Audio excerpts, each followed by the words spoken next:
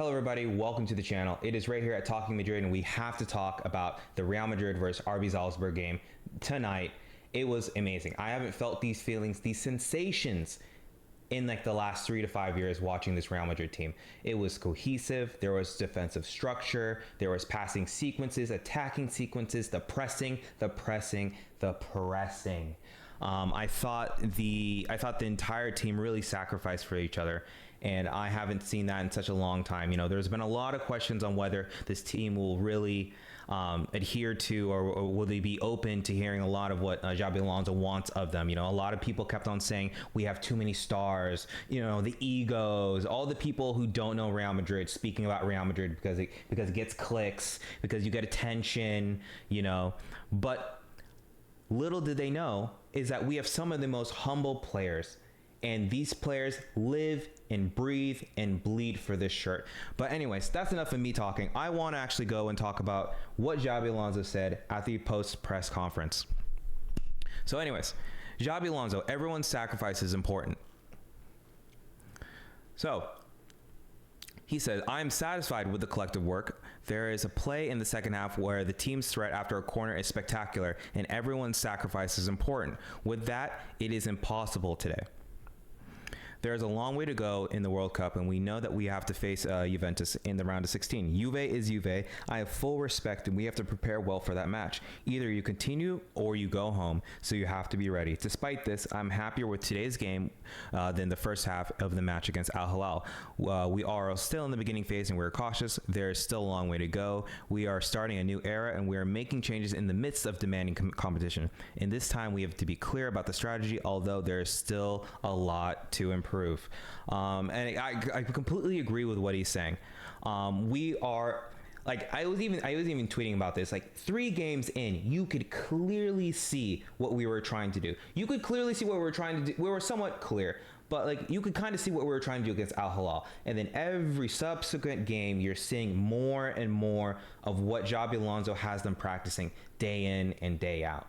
You know, so as this tournament progresses and there's more and more time on the practice field and more that this team is getting these results and is reinforcing their belief in what the coaches and the manager is trying to say, I think the better off we're going to be.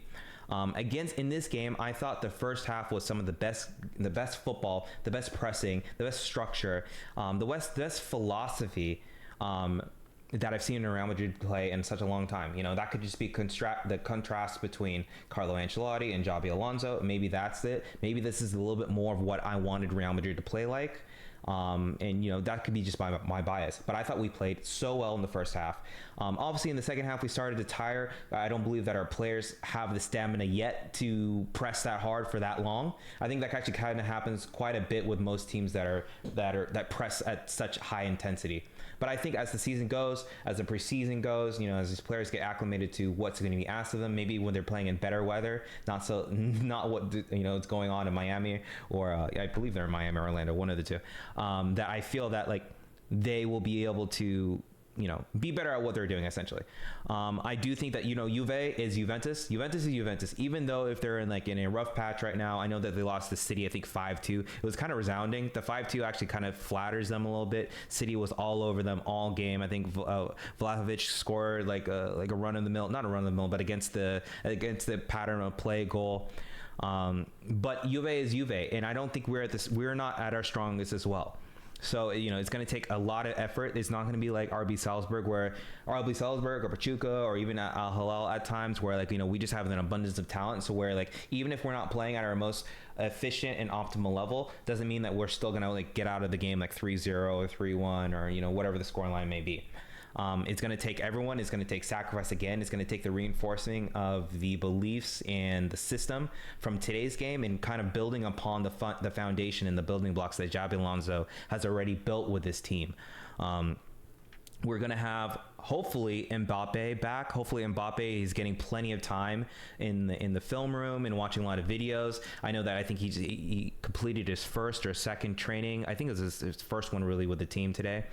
I know he's feeling a lot better. I know he looks a little thin. He looks like he lost a lot of water weight because I know the gastroenteritis really hurts him with the dehydration and stuff like that, and fluid levels and electrolyte imbalances. So hopefully by the time we play Juve, he's at least had 2-3 practices, because we have tomorrow. Friday is probably going to be light because we had the game, but obviously the players that didn't play are probably going to have a little bit a more rigorous training. They'll have Saturday, they'll have Sunday, which is pretty much the pre-match practice, which isn't going to be too heavy, and then you'll have the actual game on Monday. I wonder if Mbappe will actually start. It probably is safer for him to come off the bench. And I think that will probably help us, because at the time in which he comes off the bench, whether it be in the 60th minute, and that's another thing I want to bring up, the fact that Xabi Alonso makes proactive substitutions. He doesn't wait too late. He doesn't wait until the 65th or the 70th minute, like Carlo Ancelotti. Like Carlo Ancelotti, a lot of times will wait until like the 68th, 70th, 75th minute, where there's very little time for the player to come in to get into game speed and then really kind of affect the match. This one is like when he notices a weakness, when he notices legs are tired, like with Arda Güler, obviously we had to take Rudiger off because he was injured and whatnot, and then we had to take Vinicius off a little bit earlier to bring Brahim Diaz in, or so on and so forth. But like he makes very proactive substitutions so that we don't get hit by that. A lot of times Carlo Ancelotti wouldn't make that sub, continue to have the same players in and just wait, stall, and then finally they get the equalizer, and that's when he makes the call. No, that doesn't happen with Alonso. Alonso is able to be proactive with his approach, proactive with his decisions to kind of flush out a lot of the dangers that he sees that are happening in the midfield, or whether throughout the field. So the system with 3 central defenders. In my head, it has always been to be flexible with systems. Players already have enough intelligence to know the positive and negative aspects of this game. He has given us stability, maturity, and control of the game.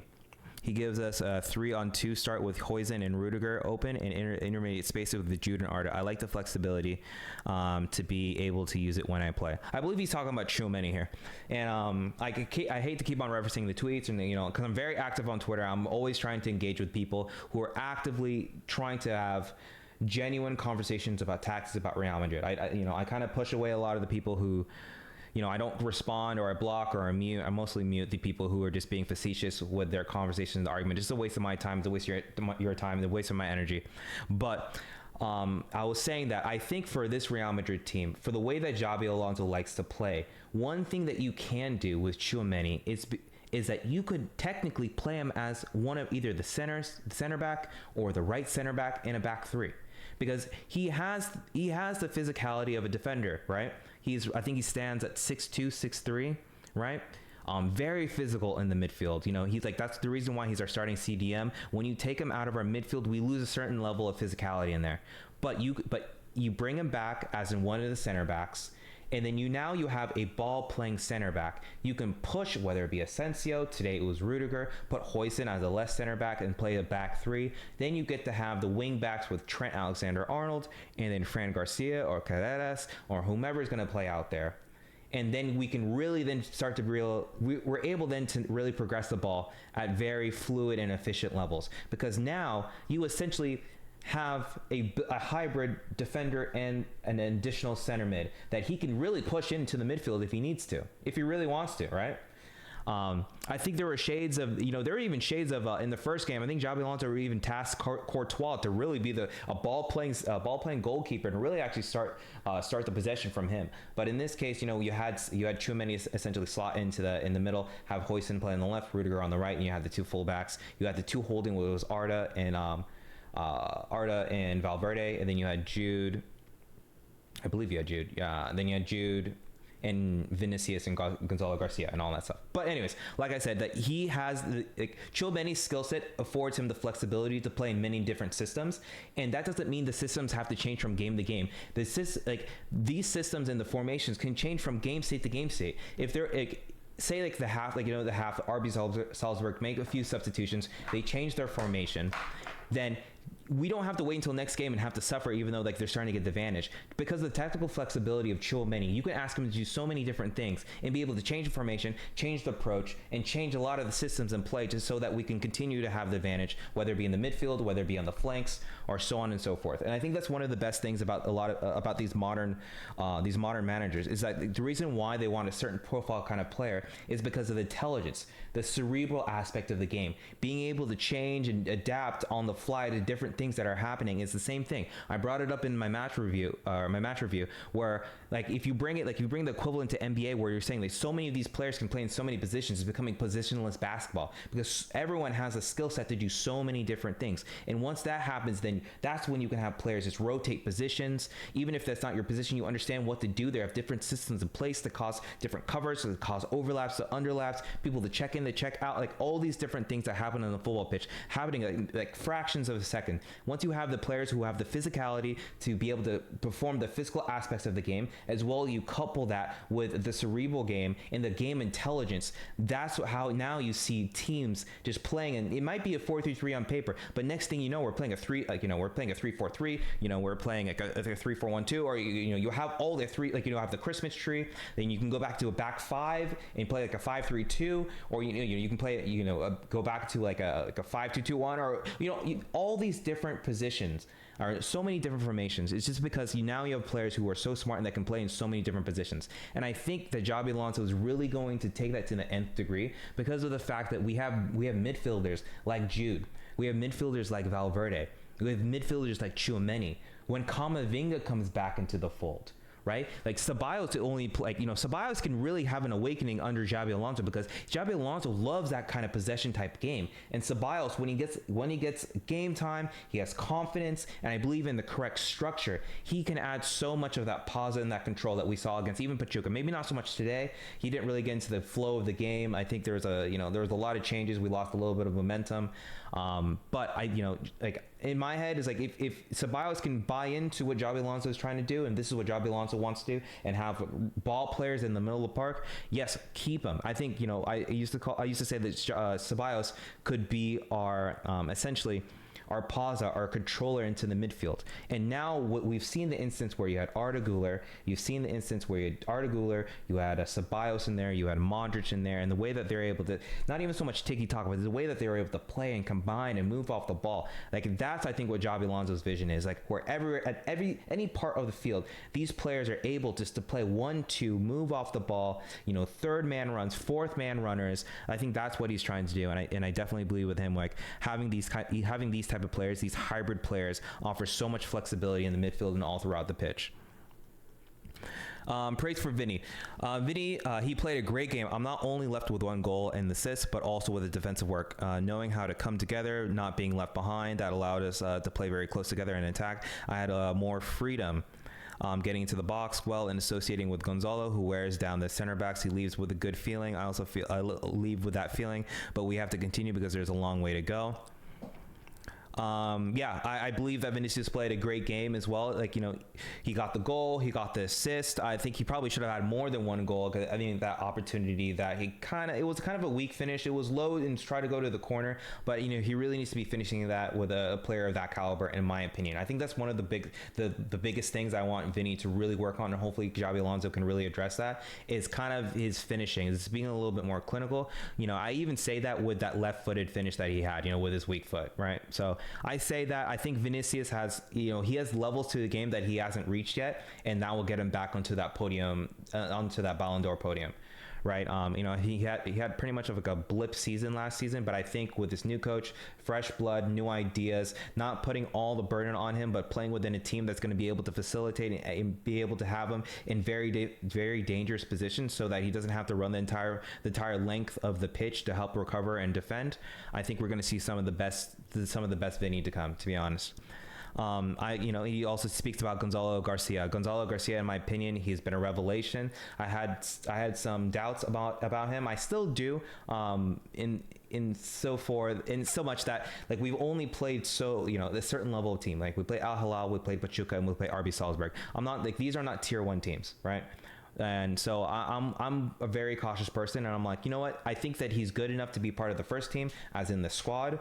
But I don't know if he is able to lead the line against the team like the likes of Liverpool or PSG or Barcelona or Atletico Madrid. I'm not sure yet. He might. I know that he was the Pichichi winner in the league with Castilla. And he's shown a lot of quality, of a lot of really good runs, link up play, good finishing. That dink finish today was excellent. But you know, I'm just trying to look at it. If I was the manager like Xabi Alonso, and we have players like Trent and Housen and Carreras, who's hopefully going to be coming in, players like Arda Güler who can just whip balls into the box, Modric while he's still here, be able to whip excellent crosses into the box. And the thing is, I'm just worried for Gonzalo Garcia to be the only traditional 9 that we have that is somewhat decent with his head, you know. You know, he's somewhat of an aerial threat, but also that, you know, he's going to be battling with some of these giants who are like 6'4", 6'5", right? Well, not 6'5", but like 6'4" and 6'3". They're huge tanks, like, you know, like Salibas and the Gabriels, the Van Dijks, Konates, maybe Pacho. Like some of these larger center backs that we're going to run into, like I just don't know if he's going to be able to get on, like, you know, be able to get on the end of some of these great crosses that Trent had. You know, Trent has some excellent crosses today, and I'm not saying that it's his fault he didn't score. I'm just saying the fact is that having someone who's at least like 6'2", 6'3", that is an aerial threat adds another element to our game, to where like the center backs can't cheat and have to stay with them. That allows more space for our you know, whether it be our center mids who are playing in the half spaces like Valverde and Jude, or our, you know, our outside wing, our outside forwards, whether it be Vinny, whether it be Rodrigo, whether it be Mbappe, or, you know, whomever is going to be playing out there, Franco Monsantuano, any of these players, so that they're able to have 1v1s and not be able to be like double teamed out in the corners. But like I said, I think Gonzalo Garcia had another excellent game today, another excellent showing, and I think with his performances so far, I think he's nailed in that he's going to be part of the first team. It's just more so a question as, are we still going to get that veteran aerial presence with Gonzalo Garcia? I don't know. I think there needs to be a decision that's made with Endrick. I think Endrick probably needs to go on loan to get more time. I know he didn't have the best season last season, but that could be just due to the fact that maybe he didn't have any confidence with Carlo Ancelotti. Carlo Ancelotti is not really known to really foster and nurture a lot of these young talents. You know, I think there was a phrase of so much like, you know, when you're young and you come to Real Madrid, like you have to understand there's a pecking order, then it's going to take a few years. I don't know if I fully believe that. I believe that Arda Güler should have been playing a lot more minutes, probably in this first year and definitely his second year. And I'm glad that now he's getting the opportunity to be a consistent starter. Whether or not he plays the full game, that's neither here nor there. I do believe that, you know, at least he should be able to play at least 60 to 65 minutes and then be able to bring in a Ceballos or a Brahim or whomever else you need to bring in, you know. The partnership between Vinicius and Mbappe. Vinny Jr. can do it from the outside, Mbappe from the inside, but thinking about why things are done, things can work. We need collective quality so that players have a good support and that each one benefits from the collective system. So yeah, so again, I guess it kind of answers a lot of my questions right here. Vinicius can do it from the outside, Mbappe from the inside. So it looks like I think I was asking a question to the Real Deal podcast handle on Twitter, and I was like, so what, like, you know, if we have Gonzalo Garcia, where is Mbappe really going to play? Are we going to have Gonzalo Garcia come off the bench, and then we're going to then just, and Mbappe is just going to have to learn a lot of like the role and the runs in the build-up play of like a traditional number 9 under Xabi Alonso? Or are we going to have the fact where, or are we going to try it where like we have Vinicius somewhat on the left, we have Gonzalo in the middle, and then we have Mbappe on the right, but they don't really play out on the right. They play more in those half spaces, and then you have like Trent and Fran really holding the width, right? So then so many times when Jude's able to collect the ball in the half space from like Housen or from a Trent or whomever, be able to turn, you have two avenues essentially where, you know, you have Vinicius running in behind on the left, and you have Mbappe running in behind on the right. Like, you know, pick your poison, right? I don't know, but it looks like here he's saying that Mbappe is really going to be taking over that number 9 position, that traditional number 9 position. Not so much traditional, because I knew that Xabi Alonso also said that he's not a traditional number 9, it's more of a positional number 9. But it's going to take some development, in my opinion, because I don't believe Mbappe has ever been really tasked to do a lot of the things that Gonzalo Garcia has been doing. But I definitely think he can do it. It's just going to be like a lot of training sessions before we really see him like being able to replicate what we've seen in like the very few games that we've seen with Gonzalo Garcia to massive effect. Mbappe's return. We need him. We want him back as soon as possible in the best condition. I don't want to be optimistic and get ahead of Tuesday, but we need him to be, because he's a top player and one of the best in the world. We have to have him back. We hope to have him back.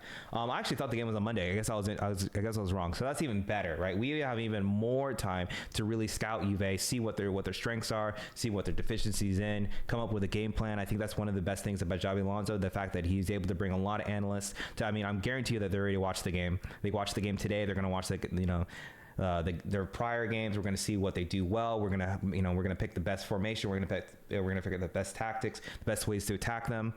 And it would be great to have Mbappe back. I know I'm pretty sure that he's just trying to be professional here and not put too much pressure on Mbappe to come back. But I definitely believe that Mbappe's going to be back, and he's already been training with the team.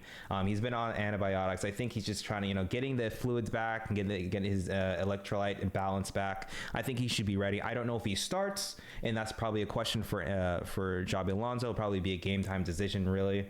I don't think we'll have an answer at all until we get the lineup an hour before. It's not like before Carlo Ancelotti, like it's 3 or 4 hours before. It's literally like an hour before the game. That's when we get the lineup. But maybe it's better if we start with Gonzalo Garcia, let him really play and be able to whether we go a goal up or whether we tied, then we bring Mbappe in against tired legs and really try to exploit his pace and behind, and obviously his quality. So maybe that's the way that we go about it. So we kind of ease him into the flow of things. He doesn't really fully understand how we like to play yet. You can only get so much familiarity with just practice. But as he can watch the game, you can see the game state. Xabi Alonso and the staff can be speaking to him about I see what Gonzalo Garcia is here. This is what we want you to do here when you go in. We really need to see this, this outside back, or this left back, or this the right back or whatever. Is really pushing up. There's a lot of space to exploit on this here. Okay, the center back doesn't actually pinch, so you have time to turn. All those little things that the staff can be able to talk to him during on the bench. I think it would really be beneficial for the team. So we'll go on. Did you know Gonzalo? I knew him very well. I followed him at Castilla very closely, and I know their players very well. I'm not surprised. He's a typical number 9 who reminds me of Medellín Raúl. It's very true. Always well placed with work ethic. We need more of him, and we're working to make him better. There are no decisions yet regarding the next season. We're focused on the Club World Cup. The competition tells you things, but there's no decision about it yet. Yeah. So I think, like I said, Gonzalo Garcia has been excellent. I think that he's made a valid argument to be able to stay on the team so far. I think he should be on the squad. I don't know if he's going to be a starter. I would still get another experienced player in there, and still have him there just in case. Maybe we don't need Budimir at every single game. You can definitely play him this. If you're going to be able to have Mbappe kind of float between all 3 positions, especially, I know we didn't even bring up Rodrigo. We don't even know if Rodrigo's leaving. So what happens if you have to sub off Vinicius, right? If Vinicius is tired from tracking back, or you got an injury, whatever, you can play Mbappe actually on that left wing, and then you can put Gonzalo Garcia, you can put Ante Budimir in there, and then you have so many different options. But I definitely do believe that we do need another traditional number 9. It's just a little bit taller, just to really help out with the fact on crosses. Rudiger's substitution, I had cramps, nothing serious. It was the first game. He has played a lot with 3 center backs when he was at Chelsea, and the system gives us richness and flexibility. It gives us collective richness and quality, which is what we want for the players to benefit. I wasn't really a fan of Rudiger playing. I thought that he probably needed to be eased in to probably come in the second half, but it could be that Xabi Alonso's hands were tied just because of the fact that Raul Asensio got a red card. That was really the double whammy, and I didn't actually cover the post-game conference for Xabi Alonso last game, but I am in full agreement with the fact is that instead of getting that red card and making your team suffer for the next 85 minutes and then being suspended for the next game, it's almost better just allowing your goalkeeper to make a excellent save, because he's the best goalkeeper in the world currently, and really for the past 2 to 3 years, 3, 4, 5 years, to be honest, and not get the red. And just, if you go down a goal, you go down a goal, but you believe in the system, you believe your team to be able to get out of that hole. You made a mistake, but then now this mistake actually compounds and it affects the next game, where now we have to play Rudiger because you got a red card, and then Rudiger had to be pulled off because of an injury. They say it's cramps, we don't know, but he had to be pulled out again. So you kind of really hurt your team doubly. But, I think he said that Asensio's young, he's 22, but, he's still young, a little rash, a little naive, but he's going to learn from that. I don't believe that he'll make that mistake again. So, yeah. Endrick's recovery, he's in the process of recovery, but we want him to be available as soon as possible. Soon he will come to the United States to train with the group, and of course I count on him. Yep, I think Endrick is supposed to be traveling, right? Yeah, so he's traveling to the United States. Apparently he's gone over a lot of the injury. It's going to take some time for him to get acclimated with the system. I don't think we're going to see him very much at all, unless like we really need a sub and we need some legs to really do a lot of running. But yeah, like he's been away from the team for this entire time. I don't think he's had a single training session with Xabi Alonso. So I think he's really there just to kind of soak in a lot of what, the training, to get back acclimated with the team, watch a lot of video, and then maybe he might get some game time like after the Club World Cup. And lastly, the fans of the United States, we have to come here for many years, and we know how popular Real Madrid is in the United States as well as South America, Asia. It is the greatness of this team, and we are very grateful because we're at home. That is a pleasure and great support. So yeah, I think Real Madrid has shown that they are the largest team in the world, obviously, but they have shown that they are US strong. Every game that they have is like at least 95% capacity. They have it's pretty much a home game every single time they play. It doesn't matter if it's in LA, it doesn't matter if they go to the Midwest, it doesn't matter if they're in the East Coast or they're down in the South. It is always a white house over there. So we're the best club in the world. We have the best fans in the world. We have the best support in the world. And I think they gave a great show today. I think that Xabi Alonso has done an excellent job so far. He's only had the team for probably about like 3 weeks, maybe even a little less than that. But we can clearly see a defined philosophy. We can clearly see a defined structure in the way that he wants to play. I see new energy. I see vigor. I see players that want to play for this manager. They believe in what he's saying. I see Jude running into corners. I see Valverde running. I see Vinicius running. Arda, Fran, all of them are just fully bought into this, and I'm fully bought in as well. I tweeted that, I don't know what I'm saying, but Xabi Alonso, I believe it, and I believe that Xabi Alonso is going to raise our floor, and that tide that lifts all of us, that ceiling is going to go so much higher. I think these players were yearning for a new system. I think they needed a new voice. I praise Carlo Ancelotti for everything that he's done. Like I said, he's brought me 3 Champions Leagues. He brought me La Decima. He brought me 2022 and 2024. It was a lot of suffering. At least those last 2 were a lot of suffering. I had to go, take baby aspirin a lot of times, but I'm really appreciative of that. But I'm also very excited to see what Xabi Alonso is going to do with this team. If you didn't watch this game, watch this game. Watch that first half, and you can see what we are becoming, and it's exactly what we thought it was going to be, and it's already happening in the first 3 weeks. But anyways, I've been yapping enough. It's been 26 minutes. Thank you guys so much for watching this. Please like, comment, and subscribe. It greatly tells me if you guys like this content. Let me know what you guys think about what Xabi Alonso had to say about this game. Tell me what you guys think about the game against RB Salzburg. Tell me what you think we're going to do against Juve. Do you think we're going to win soundly? Do you think we're going to tie? Do you think it's going to be a close game? Do you think we're going to actually lose to Juve? Guys, let me know down in the comments. I'm really active on X, on Twitter. If you ever want to conversate with me of anything that has to do with Real Madrid, whether it be the business side, whether it's about training, whether it's about transfer news, I'm really on top of that. Please let me know. Hit me up there, mention me there. I'm really active. If you really want to have a conversation about football, I just want to talk to people who really are interested in football and not all of this BS that comes with all that stuff with player FCs. If you want to talk football, hit me up. Thank you guys so much for watching. All I can say is Ala Madrid y nada más. Peace.